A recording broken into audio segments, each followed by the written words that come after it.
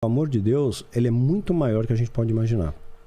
Então, assim, quando a gente imagina que 1/3 dos anjos foram lançados para a Terra, a gente sempre se pauta na população terrestre, cerca de 8 bilhões de pessoas. Só que nós estamos falando de uma dimensão celestial. A Terra é poeira cósmica em relação à dimensão de espaço. Hoje o que a gente enxerga do universo observável é só 4%. A gente não sabe nada de matéria escura e tudo mais. Tem muito mistério ainda. Só 4% a gente enxerga.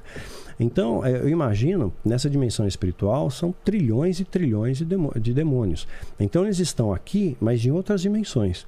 Então, no mesmo espaço, mas em dimensões diferentes. Como eu e minha sombra estamos aqui em dimensões diferentes. Eu tridimensional, a sombra bidimensional. Então, estamos em dimensões como um prédio. Cada um está no andar, mas no mesmo espaço físico. Então, eles estão aqui presentes. E os rituais rompem essa membrana e faz com que essas entidades entrem em alguns contextos ritualísticos e tudo mais, continua acontecendo.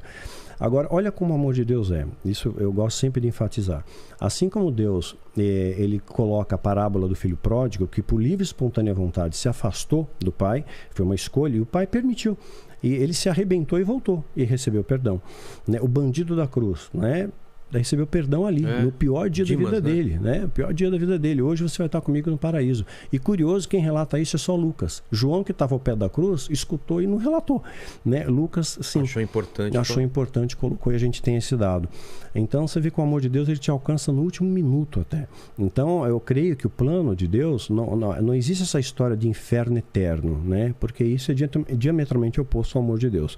Quer dizer, você pisa na bola, a gente vive 70 anos, 50 anos, aí de repente você é condenado por um erro que você fez aqui para a eternidade. Isso foi um erro de tradução, viu? Do grego, porque a Bíblia foi escrita em grego, hebraico e aramaico. Depois eles compilaram tudo isso para o latim, na Vulgata de Jerônimo, e quando foi traduzido do grego para o latim, a palavra em grego original não era eterno, era tempo indeterminado. Quando foi traduzido para o latim, virou eterno. Então a gente passa a ter essa leitura equivocada. Eterno, o que é estranho. Aí é um Deus mau, Quer dizer, aqui a gente tem uma dosimetria de pena, imagina Deus não vai ter também. Então, e a Bíblia valida isso. Acho que é 2 Pedro, Jesus ele desce no Hades, desce no inferno, para pregar os espíritos em prisão. Então eles estavam presos, digamos, uma dimensão espiritual que correspondia a uma espécie de inferno, castigo. Entendi. E a Bíblia ainda retrata quem são eles. São aqueles da época de Noé, que não ouviram o que Noé falou. Então eles ficaram um tempo ali, sofrendo, presos, alguma coisa assim.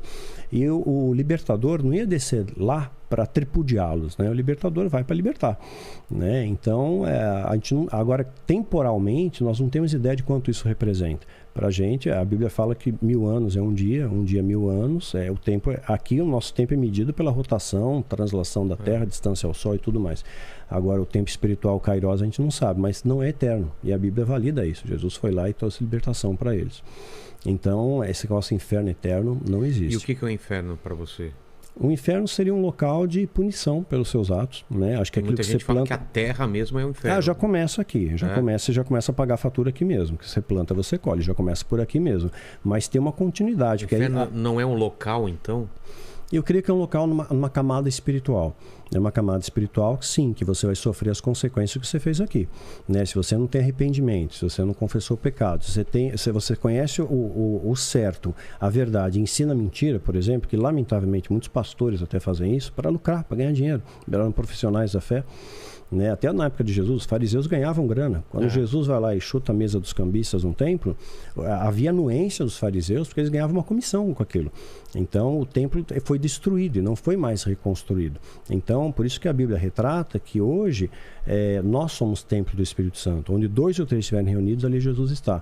Então, você está numa parede cercada de tijolos com aglomerado de gente, não quer dizer que você seja um cristão. As pessoas às vezes vão pela balada, vão porque querem ser prósperos, É isso que atrai, E é a mesma coisa que o satanismo faz. Olha que o diabo é sutil, Ele é inteligente. Muitas pessoas procuram o satanismo porque querem ser ricas, prósperas e famosas. Hoje vão na igreja pelo mesmo motivo. É interesse, não é amor. Mudou, Não é amor. Então o amor tem se esfriado, sim. Hoje é mais difícil. E o inferno, os demônios estão lá? Existem demônios que estão aprisionados, Isso eu explico melhor também na história de Mitre, mas tem demônios que estão aprisionados. E a Bíblia dá chancela disso. Tem um texto bíblico em Apocalipse que fala que tem uma entidade chamada Abaddon, que seria o destruidor, e ele está preso, ele está num poço. Ele está preso. Só que aí o que é interessante é que as pessoas acham que ele vai sair aleatoriamente. A Bíblia diz que um anjo vem, um anjo amando de Deus, ele tem a chave do poço e ele liberta Abaddon. Então Deus está permitindo que aquele demônio seja liberto.